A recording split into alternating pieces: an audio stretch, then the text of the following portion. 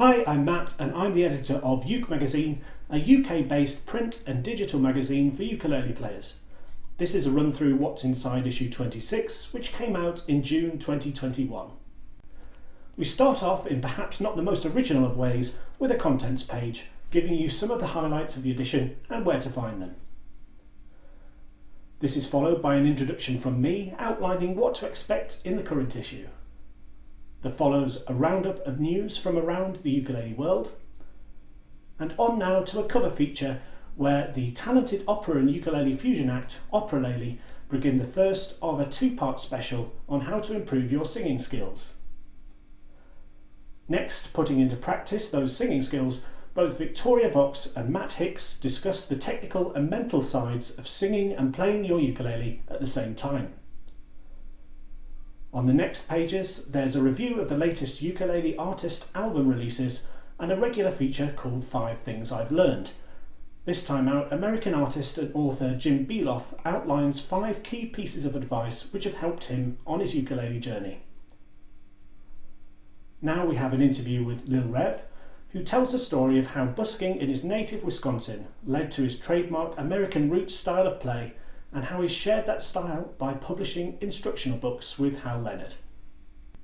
The following pages announce the results of the UKE Magazine Awards, which were nominated for and voted for by readers, as well as the results of the competition from the previous issue, plus a new ukulele giveaway contest going forward. Alex from Southern Ukulele Store and I wrote the next article, looking at 2 specialist ukulele manufacturers and how they're adapting their ranges to appeal to more players. Alex takes on Flight and their new Elite Anniversary models, while I look at the Colour Series and Hawaiian Dream range from Anui Nui. Many ukulele artists and composers used the time during the coronavirus lockdowns to produce new materials, and here there's a roundup of some of the latest instructional and music books to hit the market. Correspondence from readers is covered in the next section, beginning with letters covering a variety of ukulele subjects. And here, readers report on 2 themes I asked for input on, as they talk about both their favourite chords and their favourite ukuleles, and what they like most about each. Continuing with input from readers, we hear the story of the impact the uke has made on Liz Watford, while Sean from Maesteg Ukulele Group gets to grips with online ukulele sessions and festivals, and how to produce them. Each issue, musician Mike Haysom attempts to demystify music theory and its application to the uke, here giving an explanation of the circle of fifths and several ways it can be used to help ukulele players. In Technique Zone this time around, Phil Dolman looks into how to write out a compact and easy to read music chart, while Elizabeth Pfeiffer looks into methods to improve your finger picking. In each issue there are songs to get to grips with at home, with 2 pieces here from composers Chon Galvez and Paul Mansell. Each edition of UKE magazine sees an in-depth look at ukulele models in our reviews section, with instruments from Ahana taking the spotlight this time. In the next feature, we're over in Ireland as Ning Chai talks to Emerald Guitars about their fascinating harp ukulele and the carbon fibre materials they work with. Ukulele distributor Mark Pugh here discusses the best way to keep your ukulele in great condition, with his tips on keeping your ukulele clean and well maintained.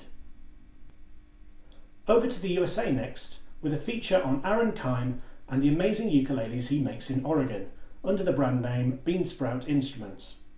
Aaron talks about his process, the materials he likes to work with, and his preference for traditional working methods. On these pages, I'm back alongside Southern Ukulele Store's Alex Beds, as we both select our favourite ukuleles of the moment in various size and price bracket combinations.